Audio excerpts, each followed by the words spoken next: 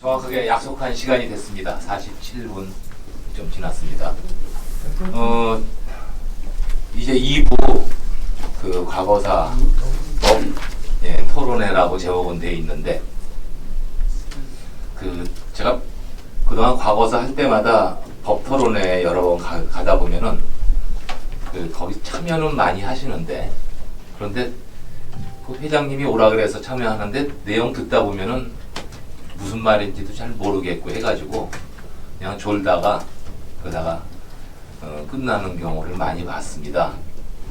근데 예전에는 도대체 법이 왜 그렇게 쓰여졌는지를 몰랐던 경우가 많았는데, 근데 여기에는 지난 진실화해위원회가 움직이는 것을 보셨던 분들이 의외로 좀 계십니다.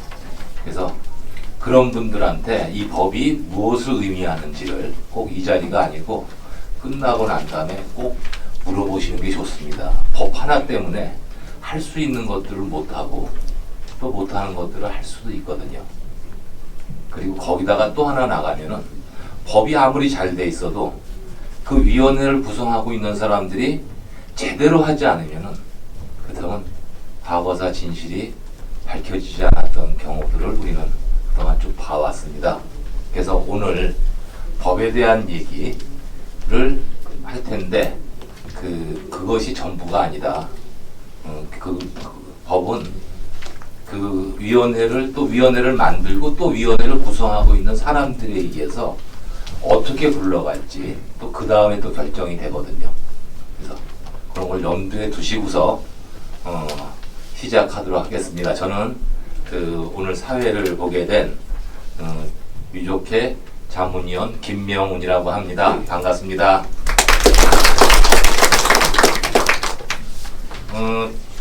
오늘 같이 참석해 주신 분들 소개를 드리겠습니다. 다 아시죠? 우리 유족회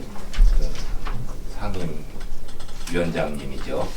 윤호상 선생님이십니다. 회장님. 예. 박수 한번 쳐주세요.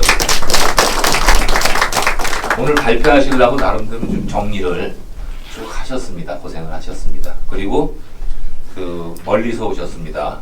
여순 11구 특별법 제정 촉구 범국민연대 집행위원이십니다. 최경필 선생님 나오셨습니다. 그 다음에 아까 인사드렸죠. 지난 과거사 위원회 조사 활동을 하셨던 김구현 선생님.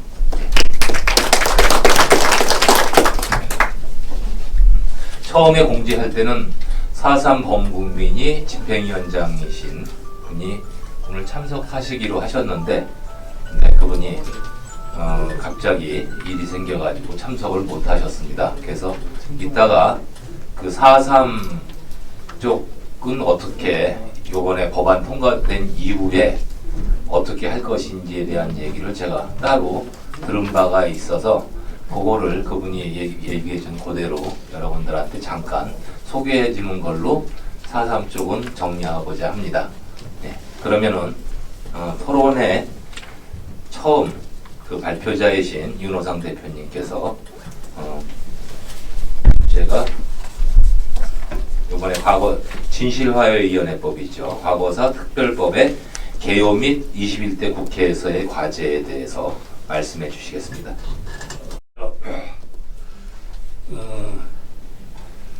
지난 5월 20일 여러분이 잘 알다시피 여야가 유족회의 동의나 소연 없이 일방적으로 합의하여 통과를 시켰습니다. 우리 차려진 진실과 화해를 위한 과거사 기본정리법을 자료 7쪽을 참조해 주시기 바랍니다. 요약하면 수정하는 독소조항에 대한 유족 입장을 간략하게 말씀드리겠습니다. 첫째, 8개까지가 있는데 첫째부터 여기까지 개별적으로 개요를 말씀드리겠습니다. 대통령 상임위원 임명을 추천 권한을 축소해 버렸습니다.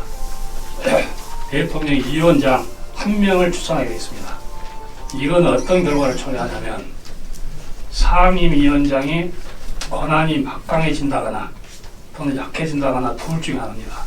어느 상임위원장이 진실규명을 제대로 할 수 있는 사람을 추천할 때 하고, 또 하나는 진실규명을 그냥 내 임기 동안에 그냥 마치고 나가자, 이렇게 임명하게 되면은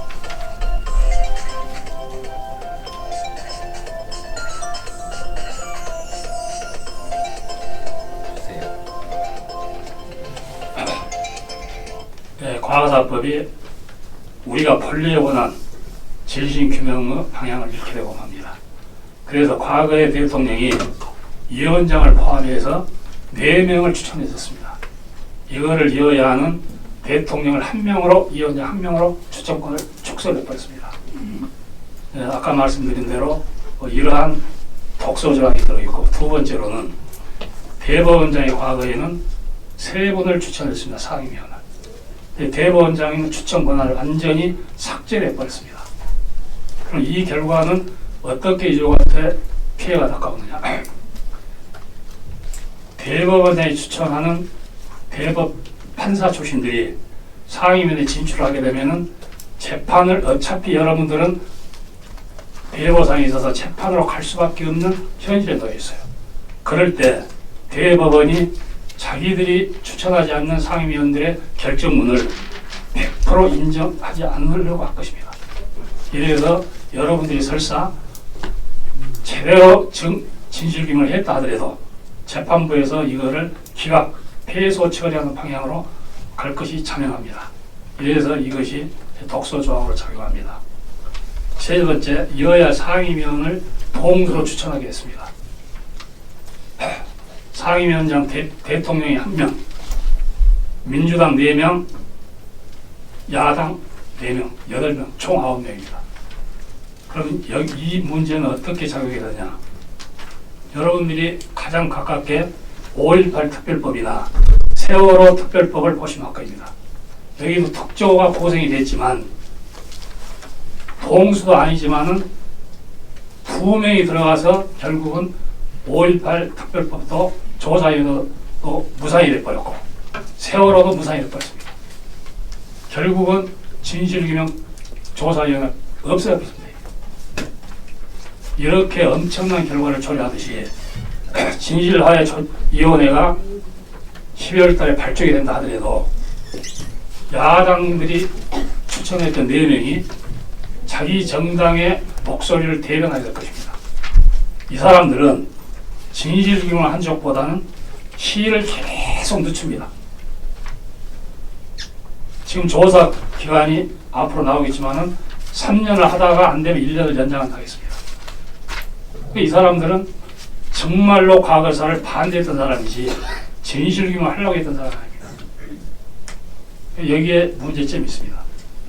아마 3년 동안에 이분들이 조사 기간을 계속 결정문 발행을 늦춘다거나 전원회의에서 비토를 논다거나 하면은 조사기간 3년이 1년 반도 안 되게 됩니다. 여기 조사위원회 근무하신 분도 계시지만은 조사관들의 근무 시간이 월화수목입니다. 금토일은 현장에 나가기도 하고 또 휴일도 쉬고 공휴일도 쉬고 대한민국 공무원에 준하는 똑같은 근로기준법에 의해서 근무를 합니다. 이러기 때문에 우리가 3년이라는 세월이 길지 않습니다. 아주 짧습니다. 저희들이 예측하건데 아마 조사 기간이 1년 반도 되지 않을 것입니다. 여러분들 주의하시기 바랍니다. 그 다음에 6번째부터는 앞으로 여러분들이 잘 보셔야 됩니다. 청문회 비공개를 진행하겠습니다. 청문회를 비공개로 진행하기 이해합니다만은 청문회에 불출석한다거나 기피를 하면은 3년 이하 징역 또는 2천만 원 이상의 벌금을 부과해 줬었습니다. 그러나 이번에 합의된 부분은 이 부분을 정하지 않았습니다. 애매하게 그대로 존속시킨 것처럼 해놨습니다. 그런데 이거를 내용을 보면은 통합당이 이 조항을 가지고 문제를 삼았던 것입니다. 이걸 합의해 줄 수가 없었는데 지금 민주당에서는 이것에 대해서 분명한 입장을 밝히지 않고 그냥 법안에 넣어놨습니다. 앞으로 이거를 우리가 지켜보도록 하겠습니다. 7번째도 마찬가지지만 관계기관장이나 청문회 불출석 경찰청장이나 국방부 장관이나 정보부장이나 이런 사람들이 불출석을 해도 형사 책임을 면제하게 돼 있었습니다. 원래 여야 합의 안에. 근데 이거를 민주당에서 이번에 여야 합의 때는 이걸 그대로 집어넣어놨어요. 유족한테 유리한 입장이죠. 그런데 이거를 줄기차게 통합당에 반대를 했던 부분입니다. 이 부분을. 이 부분을 우리가 전혜숙 위원장하고 홍익표 민주당 간사한테 질문을 했더니 명쾌한 대답을 합니다. 그렇게 됐다. 이런 식입니다. 이것도 우리가 지켜봐야 됩니다. 8번째, 여러분들이 가장 신경 쓰고 있는 부분입니다. 배보상 삭제는 틀림없습니다. 이건 민주당이나 통합당의 궁합이 맞습니다. 이거 어찌되었든 한국전쟁뿐만 아니라 제주 4.3이나 여순도 마찬가지입니다. 배보상을 안 하려고 합니다. 이유는 국가 재정이 어렵다는 겁니다. 이렇게 여야가 이 부분 8제는 정확하게 하리라고 파한대소하고 악수를 했습니다. 그러니까 여러분들이 지금 가장 신경 쓴 부분이 이 배보상입니다. 그래서 우리 이번에 21대 국회가 개원이 됐습니다. 이분들도 자기들이 이 부분은 너무했다라고 생각한 나머지 항의를 하면 배보상 특별법 발의를 하겠습니다. 여러분, 발의만 하면 뭐합니까? 발의는 수십 번, 수백 개도 할 수 있습니다. 통과가 돼야 됩니다. 그러면 발의를 해놓고 통합당이 반대하면 안 됩니다. 삭제를 안 해야지. 삭제를 해놓고 이 특별법 발의를 합니까? 이런 8가지 문제점을 가지고 앞으로 토론을 하겠습니다. 이상 8가지가 한마디로 엉터리 법안이 과거다 통합이 될 것입니다. 그러나 어찌되었든 12월 중에 과거사위원회가 문이 열리게 됩니다. 이건 자명합니다. 이거 바꿀 수 없게 되습니다.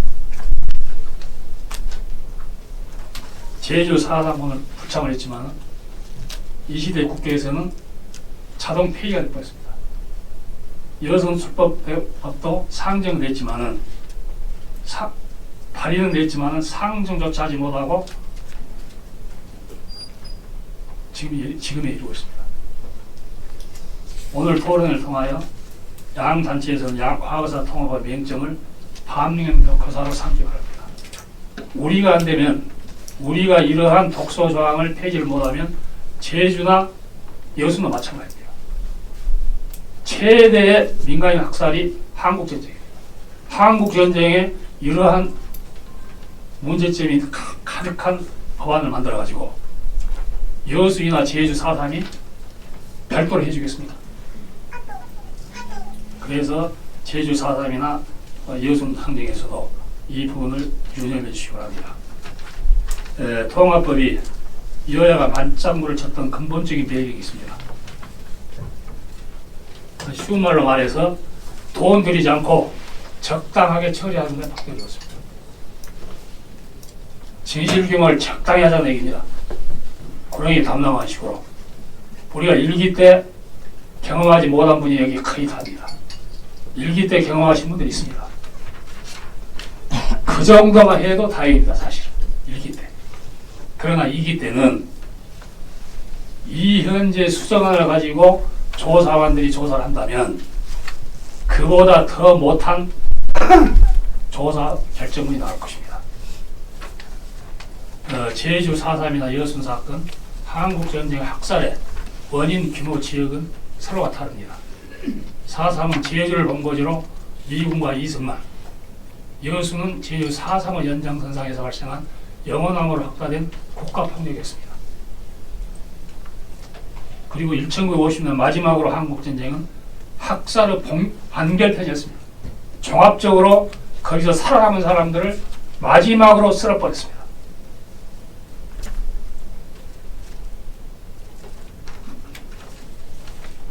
그리고 제주 4.3이나 여순 사건에서 살아남은 사람들, 연루돼서 살아남은 사람들은 또다시 전국의 형무소에 수감이 됐습니다.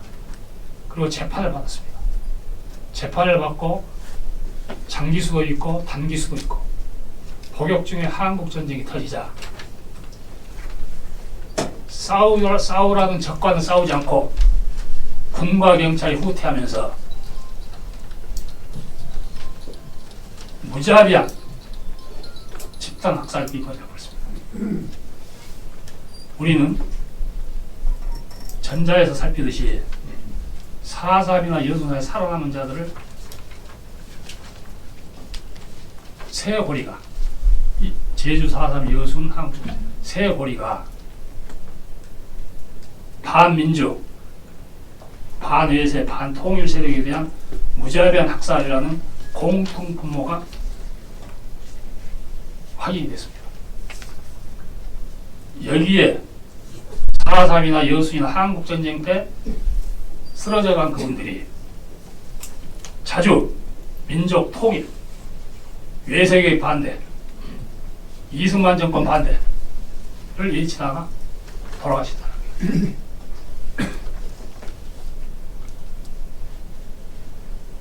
또 하나, 오늘 제가 민간인 학살의 대표로 이 자리에 토론을 나왔습니다. 그동안 우리는 침묵을 했습니다. 과거사를 이끌었던 주체가 우리임에도 불구하고 우리가 주체적인 역할을 못했습니다. 그 이유는 우리의 탓도 있지만 또 다른 제3의 원인이 있었습니다. 그래서 저는 이 자리에서 앞으로는 진실화해위원회가 구성이 되면 통합법이 조사위원회 주축이 되고 학살의 무게가 실려졌다고 봅니다. 그냥 전쟁이 있으니까 죽여버렸다, 어찌할 수 없었다, 이런 식의 사고방식을 우리가 지향을 해야 됩니다. 이번에 통과된 법안은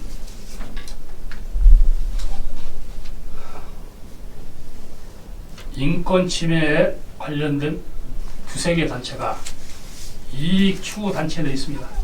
법조인들하고 전면에 나서서 통과된 것처럼 언론의 보도 형태에 대해서 심히 유감스럽습니다. 우리 한국전쟁 학살족들은 여기 계시는 다 아시죠?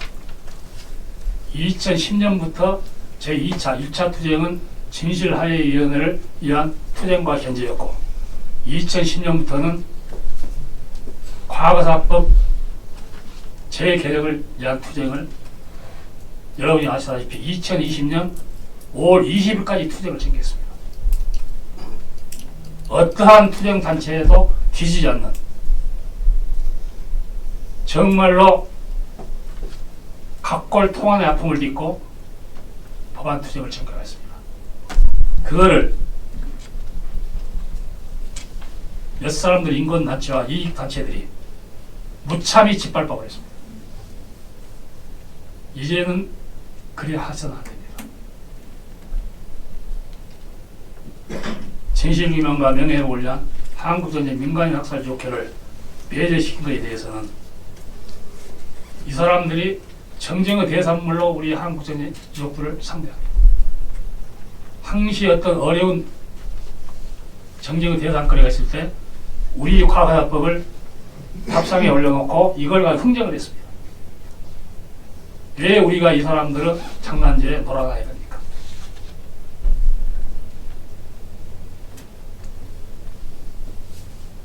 한번 생각해 봅시다. 일기 때도 마찬가지였지만 한국전쟁의 신청 건수가 그것도 일부에 불과했습니다만 조사위원회 전체 95%를 차지했습니다. 5%는 인권 침해, 항일 독립운동 진상규명, 좌익 세력기관 희생자, 이것이 불과 5%였습니다. 의문사를 포함해서.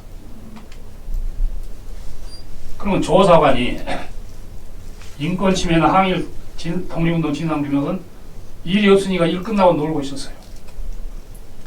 집단사살국은 맨 처음에 18명으로 조사가 됐습니다. 그래서 우리가 항의하고 조사관 확충을 하니까 2명을 확충했습니다. 그게 20명이 됐어요. 여순 사건 같은 거는 조사위원회가 발족이 돼가지고 2005년 12월 1일 날 발족이 됐습니다. 언제부터 조사를 했냐? 2003년 후반기부터 조사를 했습니다. 2명이. 그러나 그게 되겠습니까? 여수 지역의 사람들 약 3만 명이 있습니다. 그걸 2명의 조사관이 여순 사건을 조사했습니다. 결국은 시간이 부족하니까 전부 기각시켜버렸죠. 불로. 이러한 것을 우리는 경험을 통해서 잘 알고 있습니다. 그리고 또 하나는 앞으로 조사회가 발족이 되면은 제주 4.3이나 여순 특별 사건이 특별위원회에서 구성되기 전에 아마 신고를 받을 겁니다. 그러나 양 단체에서 특별비를 받으면은 진실하여의 조사관의 확보를 위해서도 저는 이 신청된 조사팀장을 했었습니다. 그래서 3년 동안은 그러니까 4년 기간이었죠. 3년 동안은 사건을 다 조사했었고 그러니까 그 당시에 국민보도연맹 사건하고 전국 형무소 재수작 희생 사건을 포함해서 그 6.25 전쟁 전후에서 있었던 학살 사건을 다 조사했어요. 미군 사건까지 조사했었는데 이제 제가 말씀드리자면 지금 사회자님과 발표자님들이 사태를 정확히 이제 보고 계시는 거고 제가 이제 이것을 이제 모험으로 제가 이제 이런 일을 겪었다고 말씀할 수 있는 입장에 있는 거죠. 지금 얘기한 대로 그 공소시효가 3년 보상법이 딱 그러니까 제대로 된 나쁜 짓을 했으면 그거에 대해서 국가가 나쁜 짓을 했으면 책임진다고 배상법을 아예 써놓지 않게 되면은 이것 자체를 갖다가 우리가 스스로 구제하는 방법은 이제 재판을 통해서 손해배상 청구를 해야 되는 이런 절차를 따라가야 되는데 당장 부딪히는 일이 3년 내에 해야 된다는 문제가 따라와갖고 그 기간이 지나면은 그냥 법원에 가면 그냥 각하시켜버리거든요. 그냥 이거 시간 지났으니까 못 받겠다고 처리해버리기 때문에 그냥 꼼짝도 못하게 되는 일을 포함해서 이 구제받는 길이 너무나 힘들어요. 너무나 힘들어갖고 당최 이 보상법이 보상을 해주기 위한 법이고 희생에 대해서 국가에서 자기 책임을 지겠다는 법이 아니라 책임을 회피하기 위한 법이다. 보상을 명확히 규정해 놓지 않으면 도대체 유족으로서는 할 길이 없다. 이런 것이 분명한데 이번에도 보상에 대해서 명확히 규정하지 않았어요. 그리고 우리가 지금 뭐 간단한 얘기로 그 북한이랑 남한이 이제 협력해서 좀 해보자고 할 때 한미 실무 무슨 워킹 그룹인가 뭐 만들어놨는데 그 워킹 그룹이 실제로 보상하기 위한 게 아니라 통일부나 여기 관련된 자들 중에 생각이 아직도 그 북한의 적대적인 생각이다 하여튼 이런 생각을 가진 사람이 자기가 반대하기 힘드니까 현 정권에 그걸 미국이 대신 반대하게 하려고 끼워넣었다 이런 평가도 하지 않습니까? 그런 식으로 지금 이게 유족들이 정말로 뭐 국가 경제가 어렵다 이런 얘기 아무리 해도 독일 같은 나라는 지금 70년, 80년 국가 재정에 한 2%, 3%를 갖다가 매년 자기들이 잘못한 빚을 다 갚으면서도 그 국가의 위상이 높아지고 세계 선진국이 돼가잖아요. 잘못된 일에 대해서는 정의를 실현해야지 나라가 똑바로 쓰고 그럴 때 다시 나쁜 짓을 못하기 때문에 배상을 해야 된다는 이런 기본 원칙을 못 가지고 요것도 지금 그 4명씩 구성해갖고 나중에 일 안 되면 하다가 중간에 이제 회피하는 거거든요. 나중에 쟤들 때문에 안 됐다고 핑계 대려고 이렇게 구성해 놓은 거고 지금 제가 단적으로 겪은 일이 그겁니다. 지금 아까 범위에서 그 사망 상해 실종 사건이라고 그래갖고 맨 처음에 이제 희생 사건이라고 써놨었거든요. 그런데 이게 그 당시에 노무현부가 이제 이명박 정부를 교체되고 난 뒤에 이제 상임위원들이 딱 바뀌고 나니까 어떤 현상이 생겼냐면 희생 사건이라는 것은 죽은 사건만 한다, 사망만 한다 이렇게 해석을 하는 거예요. 다수가 그렇게 해석을 하고 난 뒤에 근데 사실 이거는 이렇게 해석할 사건이 아니라 전문인 1조에서 폭력이라고 이미 써놨거든요.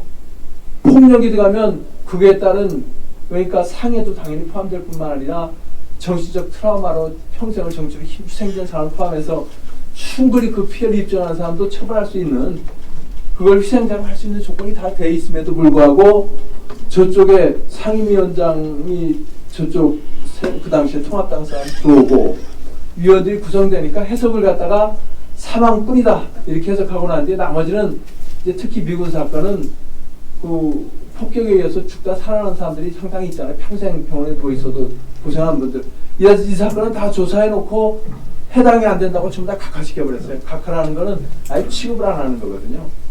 그런 식으로 다 무더기로 다 끝장이 나고 이랬던 경험들이 있어서 지금 이 법이 통과됐다고 좀 만연히 좀 가만히 있어버리면은 그 마지막에 가서는 이렇게 사건들이 정리할 시간도 없이 그냥 전투기로 그냥 끝장나버리는 그런 사태가 될 수 있는 법이라고 생각을 해야지 부상법이 됐으니까 우리가 부상을 받겠구나 이렇게 생각해서는 지금 이 법 상태로 봐서는 일기 진실화위원회가 겪었던 일을 또 겪을 수 있을 가능성이 있다고 저는 이제 완전히 느껴진다라는 걸 갖다 증언하는 자리가 된 것 같습니다. 지금 그 윤호상 회장님을 포함해서 오늘 말씀하시는 얘기가 진실하다.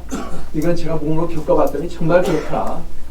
이런 얘기를 제가 증언하는 입장에서 말씀드리게 된 거고 구체적인 내용에 대해서는 제가 물으시면은 그 당시 어떻게 왜곡됐는가 어떤 과정을 통해서 너무나 억울한 일을 겪어갖고 보상도 못 받을 뿐만 아니라 소송 들어가서 6번을 소송을 해도 결국 각하되고 말고 대법원까지 갔다 와도 또 해결할 수가 없고 그래서 그 고생을 무지무지 하다가 결국은 나중에 녹다운 되는 거 있잖아요.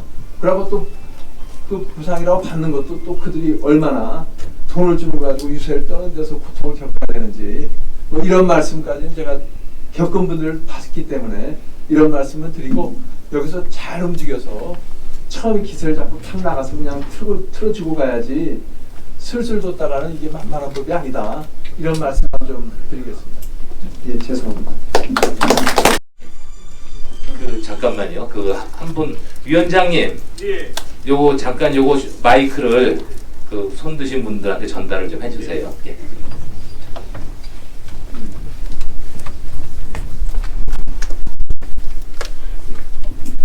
사회자님 얘기는구나. 예. 일어나서 저는 자기 소개하시고. 예. 오늘 그 인천 유적 지회장으로 발령받은 정건모라고 합니다. 저 일기 때 진상조사위원을 하신 분한테 한번 여쭤보겠습니다. 저도 요 유적으로서 사실은 요것에 관계하기 시작한 지가 한 1년여밖에 안 되거든요. 그래서 이제 저도 이제 그 아버님이 이제 학살을 당하셨는데요. 그래가지고 1년 동안 제가 저런 그 학살에 대한 요인이 무엇이었었나, 왜 죽었나 하는 문제를 가지고 뭐 국가기록원서부터 자든 그 국가에 관계된 공권력에서 다 찾아다녀 봐서 그 근거를 한번 찾아보려고 했는데 근거가 하나도 없더라고요. 그러면서 결과적으로는 나중까지는 최후에는 그 관할 행정관청에서 가서 확인을 해봐라 하는 그런 저기를 받고 이제 그 일기에서 뭐 조사했던 그런 이제 자료만 제출을 받아봤습니다. 그래서 이제 거기에 대한 이런 그때 당시 6.25 학살이 이루어졌을 때 각 그 지방에서의 지서라든지 뭐 이런 관할청에서 했던 그 어떤 사건의 기록이 남아있는 부분이 어디에서 찾아야 되는지 그거 궁금하고요. 그리고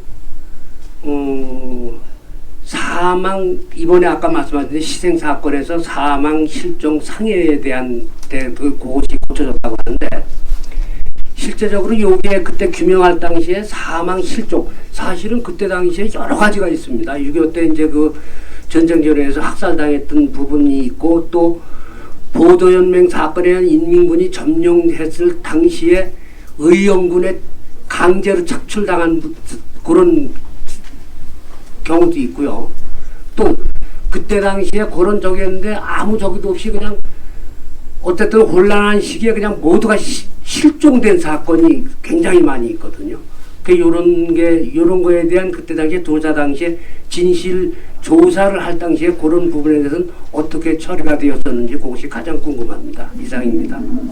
지금 이제 첫 번째로 이런 사망 그 경위라든가 어떤 연유가 있는지에 대한 자료, 근거 내용을 갖다가 자료가 있어야지 이제 그래도 세월이 많이 지난 사건이 될 때라서 확정이 될 텐데 자료에서 구하냐는 말씀하셨고, 두 번째는 지금 사망 상해 실종이라고 하는 중에서 특히 실종 사건 같은 경우에 대해서 조금 어떻게 하느냐 이런 말씀을 하셨어요. 그래서 경험으로 잠깐 말씀드릴 수 있습니다. 이게 법과 관련된 내용은 약간 아닙니다만 말씀드리면 그 당시에 저희들이 이제 그 여러 가지 증거를 찾아야 되는데, 증거의 첫 번째는 확실하게 서류로 나타나는 증거 내지는 그 살해했다는 총이라든가 이런 거 정말로 죽인 물건이 있다든가 이런 게 있는데, 이런 것으로 구하다가 또 안 되면은 그걸 본 사람이 이제 있어서 얘기해 주는 게 있고, 또 본 사람이 얘기해 준 건 아니라도 본 사람으로부터 정확히 들었던 얘기 있잖아요.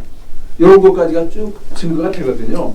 그래서 사실을 확인해 봐서 이건 인정할 만하다라고 인정이 되는 건데, 그것이 과거사정리위원회에서는 인정하는 게 비교적 역사적 사건을 확실히 알고 있고 이런 전후 배경으로 봐서 이건 확실하다고 인정할 만한 사건이 범위가 있는데 비해서 이게 이제 소송 사건으로 가버렸거든요. 나중에 소송 사건으로 가면 대법원이나 법관들이 판단할 땐 그 역사적 맥락을 모르고 그냥 증거 위주로 판단하기 때문에 사실 인정이 안 되는 게 많아버려요. 이제 과거사위원회에서 인정했던 것까지 인정을 안 하는 상황이 발생되는 상황이 있었고, 거기서 이제 금방 이제 단적인 대로 문서가 있으면 제일 좋은데, 그 당시 우리가 할 때는 문서가 사실은 그 경찰서가 있거든요. 각 군마다 또는 뭐 지역에 경찰서가 있는데, 경찰서에서 자기들이 이관하고 이제 문서를 이관하고 경찰이 군마다 이관하고 가면은 서류를 정리하게 돼 있거나 이렇게 하는데도 불구하고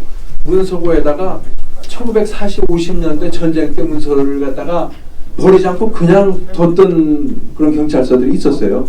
그러니까 그렇지 않고 치워버린 데서는 새로 건물을 졌어요. 끝장이 났는데, 그러지 않고 그때 건물이 그냥 남아있는 것들이 혹시 있은 데는 거기를 갖다 직접 가서 거의 이제 문서를 다 뒤지다시피 하면 그 안에서 명단까지 발견되기도 하는 그런 특별한 케이스가 있었는데 비해서 그렇게 특별한 케이스가 아닌 경우가 대부분이었고, 그거는 직접 본 사람한테 듣고 그 다음에 들어서 아는 사람에게 듣고 이런 과정을 갖다가 결합시켜갖고 사실 인정했죠. 그래서 과거사위원회에서는 사실은 본 사람과 본 사람부터 들은 사람 얘기를 갖다가 정확히 확인해가면서 그걸로 사실로 인정해 준 경우가 많았습니다. 과거사위원회까지 그렇게 통과될 수가 있는데 대법원을 지나가서는 그 문제가 이제 굉장히 또 어려워집니다. 거기서 부산법이 딱 있으면 훨씬 이 부분에서 구제가 쉬운데 좀 어려운 점이 있고, 두 번째 사망 상해 실종에 대해서 얘기하시면은 당시에는 실종, 그러니까 지금 상해 사건조차도 결국은 다 각하시켜 버렸기 때문에, 그러니까 우리가 해당 사안도 아니라고 없애버렸기 때문에 실종 사건에 대해서는 아예 취급도 안 했죠 당시에는. 근데 이번에는 이제 실종이라고 언급했기 때문에가 아니라도 실종 사건도 분명히 금방 얘기했던 증언들에 의해서 증인이 된다면은 이런 피해를 당해서 실종된 것이 사실은 거의 사망인데도 불구하고 그걸 인정하지 않는 상황을 갖다 극복할 수 있는 거니까 실종은 우선 언급된 것 자체는 조금 낫죠. 이거는 요번에 좀 나아진 점도 있습니다. 실종이라는 부분에. 예. 정황 증거라는 직접 증거가 아니라도, 그러니까 뭐 정황 증거라는 게 이제 곧 말씀하자면 이제 그 형사법에서 형벌 가하게 범죄를 확인할 때 그러니까 직접 물증이 있고 인증이 있고 물건으로 증거가 되는 것도 있고 사람이 증거가 되는 것도 있고 봤다는 것이 증거겠죠. 이런 건요. 그 다음에 그 증거 중에도 직접 칼로 찔러 칼이 있다면 이게 직접 증거일 거고 칼로 찔른 걸 못 봤지만 그 위에 피가 흐른 걸 봤을 수도 있고 피가 흐르지 않았지만 옷에 무슨 피를 봤을 수도 있고 또는 그날 그 자리에 꼭 있어줘야 될 사람인데 그 자리에 없었다거나 이렇게 상황을 갖다 보건대는 이건 뭐 10800 맞는 건데 직접 눈에 본 건 아니지만 사실 인정할 수 있는 사항 그것이 이제 정황 증거라고 말씀드릴 수 있죠. 감사합니다. 예. 좀 지루하시긴 하겠죠. 근데 이상호 씨 어디 계십니까? 이상호 씨. 이거 박강희이랑 하는 박강희인데.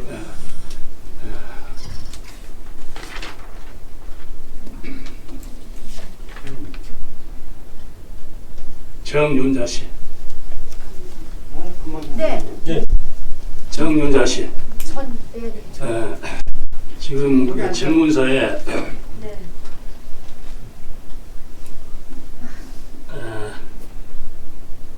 전정복 씨가 50년 12월 24일 날 제사를 올립니다. 어머니가 사식을 의락한 날 되돌아가라고 하여 음력 12월 15일 5대 종원집이 아무도 없습니다. 인천법원에서 패소했습니다. 이 사건 어떻게 특법법이 진행되는지 궁금합니다. 결정권 통지서는 2009년 3월 20일 받은 사건입니다. 이런 내용인데 대법원까지 가서 패소를 하셨죠? 아니에요.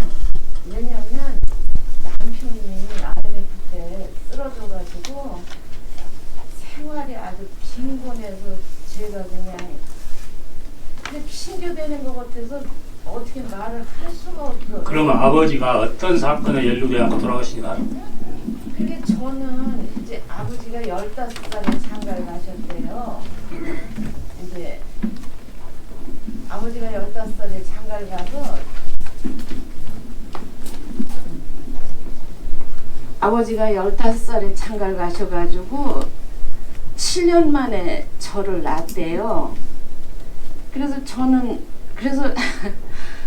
아버지가 큰 집에 양자로 들어가셨대네요. 2살 때. 근데 저기 전종상이라고 작은 아버지하고 아버지하고 연년생인데 아버지는 큰 집으로 양자로 들어가셔가지고 그래서 저는 아무것도 모르고 자랐어요. 그냥 늘 연백으로 저기 출가 오신 고모 할머니 섞은 집안에 대종가 집이니까 식구가 그렇게 많고 피란민들도 사랑채에서 살고 크면서 그러는데 제가 18 잠깐만요. 그 소송은 누가 하라고 하셨어요?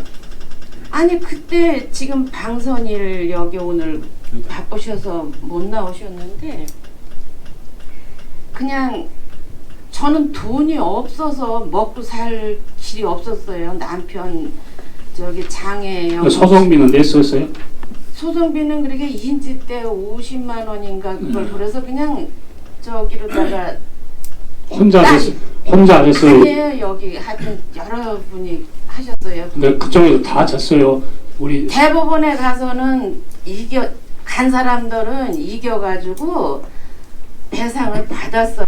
그리고 전유자 씨만 대법원까지 안 가고? 아니요. 박화순이 언니는 저는 그때 50만 원도 큰 딸이 그냥 저도 어려운데 50만 원을 갖다 줘가지고 남편이 뇌경색으로 수술해가지고 아주 가산을 탕진해가지고 빚만 많아서 청소를 하다니. 대학 내용 알겠고요. 네. 지금 현재 이 수장안으로서는 네. 소멸시효도 넘었고 패소를 했기 때문에 네. 어떤 구제 방법이 없어요. 아까 우리 조사위원회 근무하셨던 분이 아주 구제하기 힘이 드는데 네. 아니 그렇게 문 대통령 때 이걸 다 그거 없이 저는 결정문 통지서가 와 있는지도 몰랐어요. 아주 근데 와 있는지도 모르는데 어떻게 소송을 했어요? 아니 그렇게 다들 같이들 그냥 하자고 그래서 그러니까 이제 그런 경우가 네. 종종 있거든요. 그런데 네. 설사 본인이 없는 사이에 결정을 한달지 네. 본인 부재 시에 진화로 다시 돌아갔는지는 모르겠지만 예. 일단 소송을 제기해서 패소를 했지 않습니까? 네. 그리고 현재는 민사상 소멸시효가 넘어버렸거든요. 현재 5월 20일 날, 좀 조용해 주세요. 예. 그 수정안 가지고는 네. 어떻게 구제할 방법이 없어요. 다만 방법이 있다면, 네. 그래서 그걸 알고 싶어요. 그러니까 방법이 있다면 아까도 말씀드렸지만은 지금 현재 전윤자 씨만 이런 게 해당된 게 아니고 여러 지역에 많은 분들이 해당이 돼요. 예, 예, 그리고 이런 분들을 놔두고 가야 되느냐? 예. 우리는 그렇지 같이 가야 된다고 보는데 결과적으로는 법원 판결도 두 가지로 나눠져 갖고 있어요. 예. 이런 경우를 구제적인 경우도 있어요. 아, 그렇습니까? 그것이 이제 특별한 경우인데 어떤 경우냐면은 이번에 울산 국민 보도연맹 사건을 해가지고 예. 경찰서의 피해자 명부가 비치되어 있는 그런 데가 있어요. 예. 그런 분들은 예. 다시 진실하해위원회에서 조사를 받아가지고 배보다 신청하면 되게 돼 있어요. 그런 경우하고 예. 지금 현재 전윤자 씨의 사건은 네. 지금 방법이 없어요. 예. 그래서 이 방법을 뚫기 위해서는 아까 말한 대로 20대 국회에서 소멸시효의 국가폭력에 관한 집단학살은 국제법상 소멸시효 인정을 안 해요. 근데 우리나라만 이것이 입법상 인정을 하고 있거든요. 이걸 우리가 뚫어야 돼요. 뚫으려면 여러분들이 그동안에 가만히 있어가지고 하늘에서 홍수가 떨어지는 게 있으면 안 돼요. 그건 아니고. 나서줘야 되고 유족에 참여를 해주셔야 되고 자기의 권리 아니 들어보세요. 예. 자기의 권리를 지키기 위해서는 네. 자기가 싸워야지 남이 대신 해주질 않아요. 그렇죠. 그러니까 앞으로는 네. 어떻게 장담할 수 없지만 네. 하여튼 유족회하고 모든 관련 단체들이 네. 최선을 다해서 이거 뚫어보려고 그래요. 아, 그렇습니다. 예, 그래서 대통령을 의지하고는 이거하고 관계가 없어요. 아까 말씀드렸죠. 대통령 임기 1년 반 남았어요. 예. 대통령 그렇게 가고 싶다 해도 국회에서 못한다면 끝나는 거예요. 예. 아까 지금 민주당의 정책 부정 맞죠? 이거 다 듣고 가는 거예요 지금. 그냥 뭐 아버지 얼굴도 모르고 지금 전년뿐만 아니라 50년 전이면은 예. 호랑이 유봉이거든요. 아니 49년대 49년, 50년이 됐어요. 아니 그러면 50년에 아버지가 예, 근데 음력으로 개인한테 너무 시간을 많이 들일 수 없으니까 네. 그렇게 하시고 하여튼 침묵하지 마세요. 계속 일어서야 되니까 벙어리 맹가서 말듯이 하면 안 돼요. 앉으시고 그 다음에 우리 강화의 이제 방극일 회장님인데요.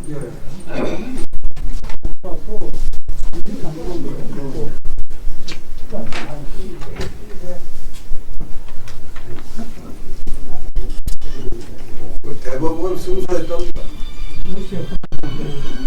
지금 우리 방극일 회장님, 예. 오친 환경님하고 예. 한국왕님, 대조왕님 3인은 예. 세 분이 돌아가셨습니까? 예. 어머니하고 이모님하고 외할아버지하고 예. 이신청 유족이죠. 예. 그러면 이거는 12월 달에 조사위원회가 발족이 되면 신청인 조사를 해야 됩니다. 예. 조사위원회. 그래서 근데 대법원 판결에 승소했다는 얘기를 들었거든요. 누가 승소를 해요? 대법원까지 올라갔대요. 올라가서 승소했다. 아니, 그러니까 누가 승소를 했냐고요? 우리가 승소했다는 거. 돈 타셨어요, 그럼? 아, 돈은 못 탔죠.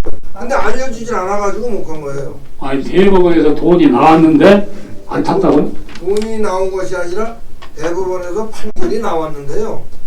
뭐 승소했다는 그 우리 부회장 그거는 다시 한번 확인할 사항이고요. 예. 이 지금 현재 지금 방극일 씨 이야기로는 예. 미신청 유족이거든요. 예. 미신청 유족인데 어떻게 대법원에서 저 승소 판결이 나와요? 제가 법을 잘 네, 몰라서 그건 안 되고 예. 제가 아는 경우로서는 조사위원회 발족이 되면 예. 신청인 조사를 해가지고 예. 조사관으로부터 조사를 받으셔가지고 예. 이제 민사청구 소송을 하든지 배보상 특별법이 조정하면은 배보상 특별법에 의해서 배상을 받을 수가 있어요. 그러니까 이것은 앞으로 조사위원회 발족이 되면 신고를 해야 됩니다. 그러기 위해서는 유족회하고 계속 연락하셔가지고 연락이 투절되지 않도록 우리 유족들이 가장 어려우면은 연락이 도중에 자꾸 투절이 돼버리거든요. 그러니까 전화도 잘 받으시고 그렇게 하시기 바랍니다. 예. 이성수 회장님 질문입니다. 일기 진실하여위원 때 결정문이 나오기 전 소송을 제기한 유족 등 대법원에서 패소한 사건입니다. 1948년부터 50년 경찰에 의해 방안에 갇힌 채 2명이 총살을 당하고 생존한 유족은 가슴에 총알이 박혀있는 사건입니다. 이것도 이제 이런 유형이 대법원까지 가서 패소를 해버렸거든요. 그럼 이거를 현재 우리 아까 김구현 조사팀장도 말씀하셨지만은 현재로서는 방법이 없어요. 이게. 다만 방법이 있다면 국제법상 집단 학살에 대해서 국가폭력에 의한 집단 학살은 민사상 소멸 시효가 없어요. 이게. 우리나라만 이거 적용을 하기 때문에 국제 판례에 준하라고 우리가 뚫고 나갈 수밖에 없죠. 그걸 위해서 우리가 21대 때 최선을 다하고 있습니다. 그렇게 가름하겠습니다. 감사합니다. 그 다음에 황수문 씨. 자꾸 질문을 해갖고 어디가 황수문 씨는 황수문 씨는 수차례 내가 질문을 받았지만은 이분은 아버님이 돌아가셨는데 정부에서 국무총리 표창까지 받았어요. 이분이 어떤 케이스냐면은 좌익에 의해서 희생당하셨어요. 그런데도 진실하여위원회에서 결정문을 내줬지만 국가에서 배상 의무를 이행을 안 해요. 근데 우리는 그렇습니다. 자아나 우나에 하든 국가폭력 아니면은 어떠한 폭력에 의해서도 국가가 책임지는 모습을 봐야 된다. 이것도 앞으로 어차피 진실하여위원회 구성이 되면 이번에 또 아마 자익에 의한 또는 빨치산에 의한 그 희생자 이것도 진실규명을 하게 될 것입니다. 이것도 이분들이 똘똘 뭉쳐서 하여튼 국가는 어찌되었든 국민의 생명과 재산을 보호하지 못한 책임이 있기 때문에 저는 배상이 당연하다고 봅니다. 아시겠죠? 이렇게 가름합니다. 그 다음에 여기 좀 안 오신 분들이 저한테 하루에 5월 20일 날 과거사파에 통과되고 보통 15분에서 20분이 저한테 전화가 옵니다. 그때마다 고독스럽습니다. 왜냐하면 전화를 하기 때문에 의사소통이 잘 안 됩니다. 자기 이야기만 계속 해버리고 억울하다, 가슴에 한이 맺혀 있다. 전부 이런 토를 하는데 이분도 전화가 한 4번 내지 5번 통화했습니다. 전라남도 광주 광역시에 사신 분인데 정대영 씨 일어나 보세요. 정대영 씨. 정대영 씨. 정대영 씨. 정대영 씨 어디 계세요? 아니 오셨으면 앉아 계셔 질문해서 저 앉아 계세요. 제가 난청이 있어가지고 전화했습니다. 네, 난청이 계시군요. 근데 이분이 이제 난청이기 때문에 전화로 수십 번 설명을 해도 저만 얘기했지 못 들으셨는 모양입니다. 이분은 아버지도 돌아가시고 형님 두 분이 돌아가셨어요. 형님들 둘 네, 알았어요. 근데 지금 우리 최경필 회장님께서 아니 우리 위원장님께서 이 답변을 해주셔야 될 것 같아요. 왜 그러냐면 형님 두 분이 14년대 근무를 하셨어요. 그걸 행군이 되셨어요. 그래서 연루되어가지고 아버지가 지역의 유명한 지역 유지신데 보호연맹 가입을 하고 돌아가셔버렸어요. 이 부분에 대해서 우리 여순 황제께서 저는 보도연맹 피해자로 선정이 아닙니까? 그러니까 보도연맹 피해자들고 여순 실종자들 두 분 14년대 근무하시다가 14년대 지금 군대 군인으로 크게 계시다가 말씀해 주시면 예, 알겠습니다. 그 14년대 군인으로 계시다가 예, 이제 그 행군되시거나 사망하신 분이 두 분은 분명히 아닙니다. 이제 예, 그 우리 형님들 두 분이 소위 반란군으로 참여를 하셨던 분하고 또는 전혀 관계없이 계시다가 이제 거기 참여를 안 하고 그냥 자기 고향으로 돌아오고 오신 분들도 계시더라고요. 이제 아니요, 전혀 그게 아닙니다. 그래서 여기서 돌아가셨어요.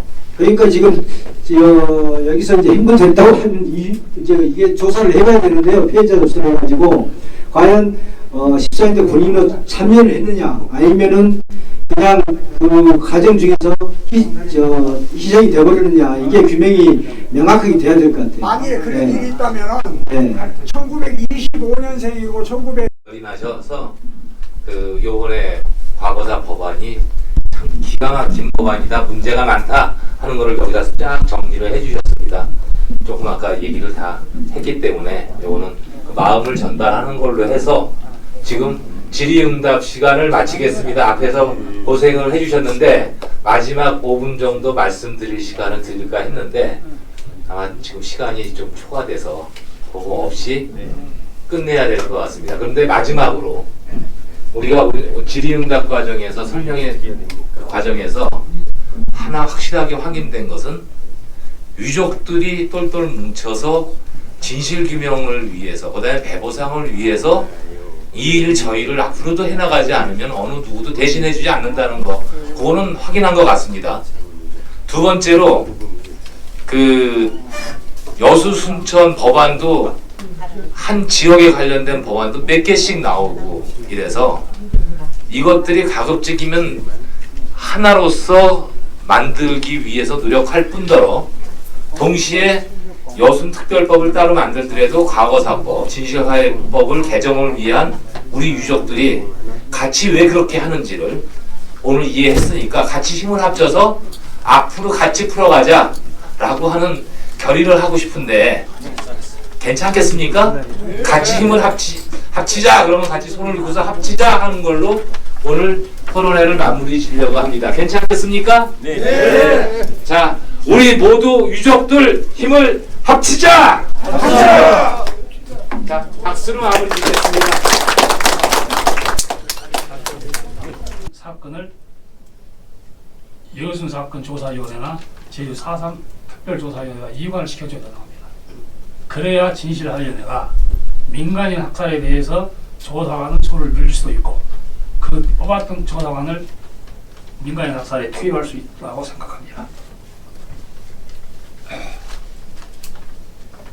또 하나는 아까도 말씀드렸지만 전자에서 4.3 사건과 여순특별법에서도 배보상 조항을 강력하게 발의해 주셔야 됩니다. 왜냐하면 과거사 법안이 우리가 지금 당하고 있던 과거사 법안이 되지 않도록 연대하여 공동 투쟁하기를 제안합니다. 한국전 유족께서도 21대 국회 행정안전을 통해서 법안 수정과 배우당 특별법 발의를 강력하게 추진할 것을 말씀드립니다. 좀 시간이 좀 초과됐습니다만 몇 가지만 말씀드리겠습니다. 앞으로 우리가 앞으로 우리가 진화위원을 비롯해서 또 뭐 여순 사건이랄지 제주 위원회가 만들어질 것입니다. 제도 개혁과 악법 폐지 및 신규 교육이 필요성이 제기되면 군경에 의한 효과적인 민간 통제를 확보해야 됩니다. 또 하나는 이제까지 재발 방지에 대한 어떠한 법안도 발의된 적이 없습니다. 지난 과거사 매듭에 있어서도 재발 방지책을 법안에 서명되기를 국회에 요구하였지만 어떤 과거사 법안도 재발 방지하는 노력에 실패했습니다.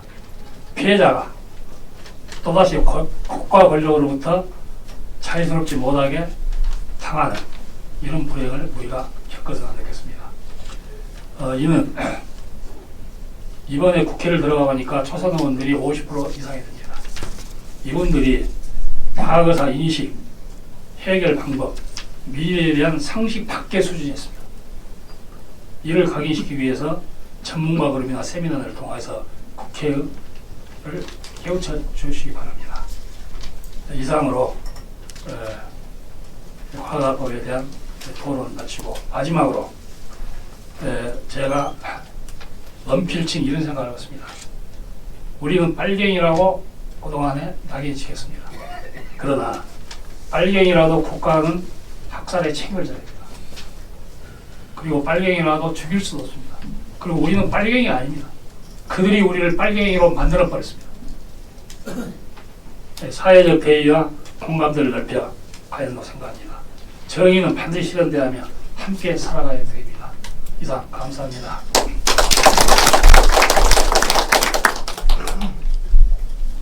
예, 요번에 통과된 과거사법의 어떤 에 대해서 일단 통과된 건 좋긴 하지만 미신청자들이 또 신청을 하고 그렇긴 하지만 요번에 통과된 법이 상당히 여러 가지 문제점들을 가지고 있다. 그래서 다음 회기 때는 이러한 문제점들을 보완한 이런 식의 법안을 내놓고 또 통과시키기 위한 싸움을 또 해야 되겠다라는 걸로 요약할 수 있을 것 같습니다. 다음 발제는요. 작년이죠. 작년 10월 22일 날 행안위에서 과거사법이 모두 7건이 올라갔었는데 여야가 합의한 것이 진실화해위원회법을 빼고는 나머지를 다 올리지 않기로 결정을 했습니다. 실제로는 그때 결정이 났습니다.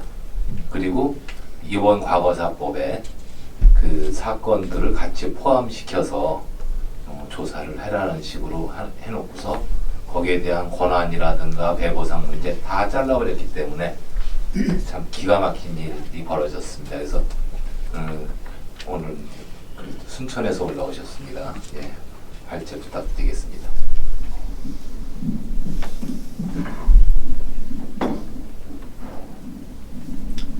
네, 순천에서 올라온 최경필이라고 합니다. 먼저 우리 윤호상 회장님과 또 여러 유족 여러분들이 연로하신 그 법안 통과를 위해서 애쓰시는 모습들을 여러 동료를 통해서 듣고 있습니다. 정말로 존경과 경의를 표합니다. 저희 여순사건 특별법은